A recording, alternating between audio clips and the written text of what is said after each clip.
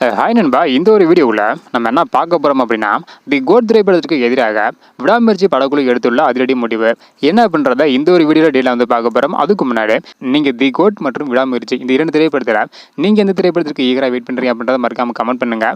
இன்னும் நம்ம சேனலை சப்ஸ்கிரைப் பண்ணி இருந்தீங்கன்னா மறக்காமல் பண்ணிக்கோங்க. ஓகே நண்பா, வாங்க நிற்கிற வீடியோக்குள்ளே போகலாம். ஓகே நண்பா, விடாமுயற்சி படக்குழு என்ன ஒரு முடிவு எடுத்திருக்காங்க அப்படின்றத பார்க்குறதுக்கு முன்னாடி கடந்த பொங்கலுக்கு வாரிசு மற்றும் துணிவு இந்த இரண்டு திரைப்படம் வெளியிட்டிருந்தாங்க. அதில் வாரிசு திரைப்படம் 300 கோடிக்கு மேலே கலெக்ஷன் செய்து புதிய ஒரு சம்பவம் வந்து பண்ணியிருந்தது. அதன் பிறகு தளபதி விஜய் சார் நடிப்பில் லியோ திரைப்படம் வெளியாகி இருந்தது. ஆனால் ஆதி சார் நடிப்பில் எந்த ஒரு திரைப்படம் வந்து வெளியாகல.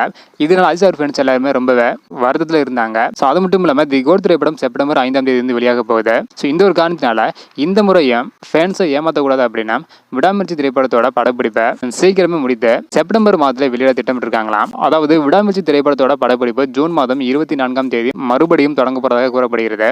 இதனைத் தொடர்ந்து ஒவ்வொரு வேலைகளிலேயும் மும்முரமாக செயல்பட்டு செப்டம்பர் அல்லது தீபாவளியை நிச்சயமாக விடாமுயற்சி திரைப்படத்தை ரிலீஸ் செய்ய வேண்டும் அப்படின்னு பிளான் பண்ணிட்டு வராங்களாம். அதனால கண்டிப்பாக இந்த வருடம் தளபதி விஜய் சார் மற்றும் அஜித் சார் இரண்டு ரசிகர்களுக்கு மிகப்பெரிய திருவிழாவாக இந்த வருடம் இருக்கும் என எதிர்பார்க்கப்படுகிறது. தி கோட் மற்றும் விடாமுயற்சி இந்த இரண்டு திரைப்படத்தில் எந்த திரைப்படம் அதிகமாக கலெக்ஷன் பண்ணுது அப்படின்றத வெயிட் பண்ணி பார்க்கலாம். ஓகே நண்பா, இந்த இரண்டு திரைப்படத்தில் நீங்கள் எந்த திரைப்படத்துக்கு ஈர வெயிட் பண்ணுறீங்க? ஸோ எந்த திரைப்படம் அதிகமாக கலெக்ஷன் பண்ணும் அப்படின்றத மறக்காம கமெண்ட் பண்ணுங்க. இந்த வீடியோ பார்த்தீங்கன்னா மறக்காம எல்லாருக்குமே ஷேர் பண்ணுங்க.